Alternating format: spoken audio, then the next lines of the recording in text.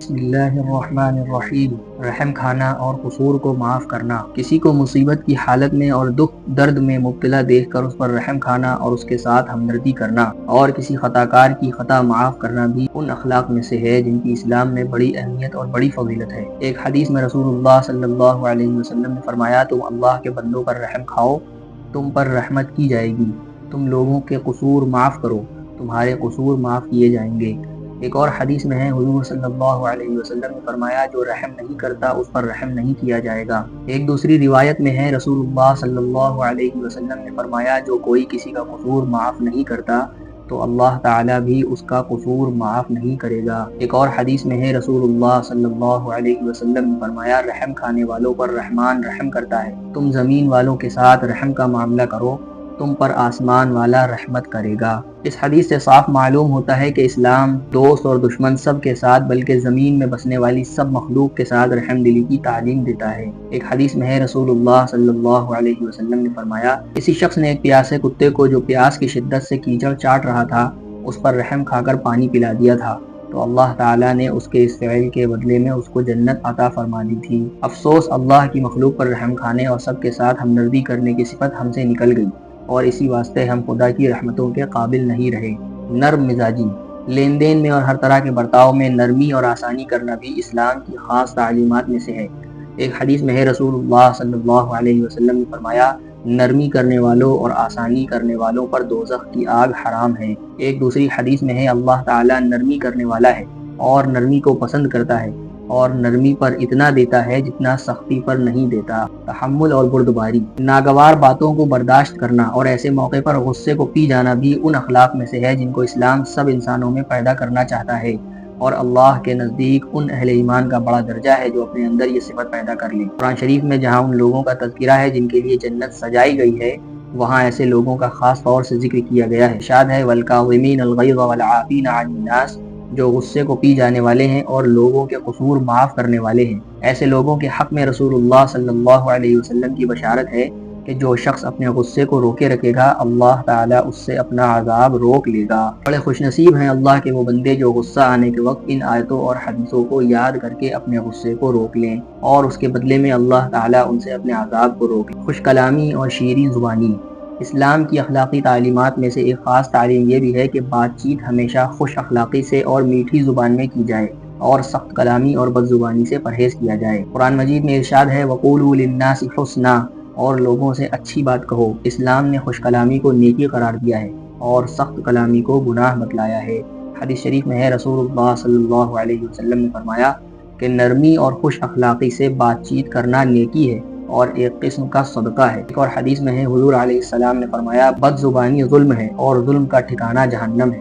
ایک دوسری حدیث میں ہے، بد زبانی نفاق ہے، یعنی منافقوں کی خصلت ہے، منافقوں کی عادت ہے۔ اللہ تعالیٰ بد زبانی اور سخت کلامی کی اس ظالمانہ اور منافقانہ خصلت سے ہماری حفاظت فرمائے اور خوش کلامی اور نرم گفتاری ہم کو نصیب فرمائے، جو ایمان کی شان ہے اور اللہ کے نیک بندوں کا طریقہ ہے۔ عاجزی اور انکساری۔ اسلام جن عادتوں کو اپنے ماننے والوں میں عام کرنا چاہتا ہے ان میں سے ایک یہ بھی ہے کہ خدا کے دوسرے بندوں کے مقابلے میں آدمی اپنے کو نیچا رکھے اور خود کو عاجز اور حقیر بندہ سمجھے، یعنی غرور اور تکبر سے اپنے دل کو پاک رکھے اور اس کے بجائے خاکساری کو اپنا شیوا بنائے۔ اللہ کے یہاں عزت اور بلندی انہی خوش نصیبوں کے لیے ہے جو اس دنیا میں نیچے ہو کر رہیں۔ قرآن مجید میں ارشاد ہے، وَعِبَادُ الرَّحْمَنِ الَّذِينَ يَمْشُونَ عَلَى الْأَرْضِ هَوْنًا، رحمان کے خاص بندے تو وہی ہیں جو زمین پر عاجزی کے ساتھ چلتے ہیں۔ دوسری جگہ ارشاد ہے، تِلْكَ الدَّارُ الْآخِرَةُ نَجْعَلُهَا لِلَّذِينَ لَا يُرِيدُونَ عُلُوًّا فِي الْأَرْضِ وَلَا فَسَادًا، آخرت کے اس گھر یعنی جنت کا وارث ہم انہی کو کریں گے جو نہیں چاہتے دنیا میں بڑائی حاصل کرنا اور فساد کرنا۔ ایک حدیث میں ہے، رسول اللہ صلی اللہ علیہ وسلم نے ارشاد فرمایا، جس نے خاکساری اختیار کی اللہ تعالیٰ اس کے مرتبے اتنے بلند کرے گا کہ اس کو اعلیٰ علیین میں پہنچائے گا، جو جنت کا سب سے اونچا درجہ ہے۔ اور اس کے برخلاف غرور اور تکبر اللہ تعالیٰ کو اس قدر ناپسند ہے کہ ایک حدیث میں آیا ہے، رسول اللہ صلی اللہ علیہ وسلم نے فرمایا، جس شخص کے دل میں رائی کے دانے کے برابر بھی تکبر ہوگا تو اللہ تعالیٰ اس کو منہ کے بل جہنم میں ڈلوائے گا۔ ایک دوسری حدیث میں ہے کہ جس شخص کے دل میں رائی کے دانے کے برابر بھی تکبر اور غرور ہوگا وہ جنت میں نہ جا سکے گا۔ ایک اور حدیث میں ہے حضور علیہ السلام نے فرمایا تکبر سے بچو، تکبر ہی وہ گناہ ہے جس نے سب سے پہلے شیطان کو تباہ کیا۔ اللہ تعالی ہم سب کو اس شیطانی خصلت سے بچائے اور وہ عاجزی اور انکساری نصیب فرمائے جو اس کو پسند ہے اور جو بندگی کی شان ہے۔ لیکن یہاں ہم کو یہ بھی یاد رکھنا چاہیے کہ ہماری عاجزی اور خاکساری اپنے نفس اور اپنی ذات کے معاملے میں ہونی چاہیے، مگر حق کے معاملے میں اور دین کے بارے میں ہمیں قوت اور پختگی کا ثبوت دینا چاہیے۔ اس موقع کے لیے اللہ کا اور اللہ کے رسول کا حکم یہی ہے۔ الغرض مومن کی شان یہی ہے کہ وہ اپنے نفس اور اپنی ذات کو حقیر اور نیچا سمجھے اور حق پر مضبوطی سے قائم رہے اور کسی کے ڈر خوف سے اس میں کمزوری نہ دکھائے۔ مثال کے طور پر آپ کے سامنے کوئی حضور علیہ السلام کو برا بھلا کہنے لگے، کسی صحابی کو برا بھلا کہنے لگے، تو وہاں پر اخلاق کا یہ نمونہ پیش نہیں کیا جائے گا کہ ہم کھڑے ہو کر وہ سنتے رہیں اور جی حضوری کرتے رہیں کہ جی آپ جو کہہ رہے ہیں وہ غلط، ایسا نہیں، بلکہ سختی کے ساتھ اس کو روکا جائے گا اور اس کو دھمکایا جائے گا کہ اگر تم باز نہیں آئے تو تمہارے خلاف کارروائی کری جائے گی اور تم کو سبق سکھایا جائے گا۔ اس طرح اگر کوئی اسلامی عبادات یا اللہ کے کسی حکم کو پورا کرنے سے روک رہا ہے، مثلا نماز پڑھنے سے روک رہا ہے، روزے کو برا بھلا کہہ رہا ہے یا اس کے کرنے سے روک رہا ہے، تو اس وقت بھی وہاں پر صبر و تحمل نہیں بلکہ جرأت دکھائی جائے گی اور اس کو سمجھایا جائے گا کہ یہ اعمال اللہ تعالیٰ کی طرف سے ہیں اور ہم کسی طریقے سے بھی اس بات پر راضی نہیں ہیں کہ ہم اس سے کمپرومائز کر لیں۔ صبر و شجاعت۔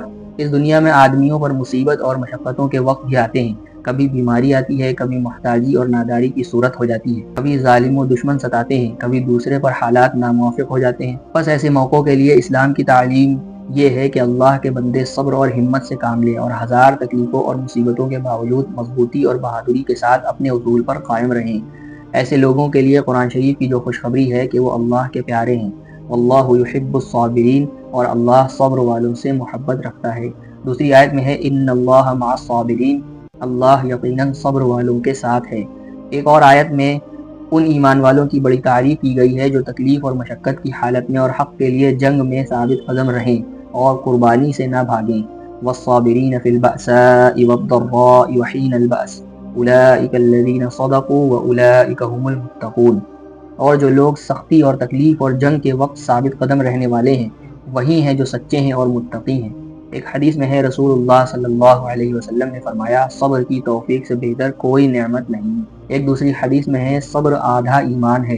جمع الفوائد میں اس کو حضرت عبداللہ ابن مسعود رضی اللہ تعالیٰ عنہ سے موقوفاً نقل کیا گیا ہے، یعنی حضور صلی اللہ علیہ وسلم کی طرف نسبت نہ ہو کر کے حضرت عبداللہ ابن مسعود رضی اللہ تعالیٰ عنہ نے فرمایا کہ صبر آدھا ایمان ہے، اور اس کے برخلاف بے صبری اور بزدلی اسلام کی نگاہ میں بدترین عیب ہے، جس سے حضور صلی اللہ علیہ وسلم اپنی دعاؤں میں بکثرت پناہ مانگتے تھے۔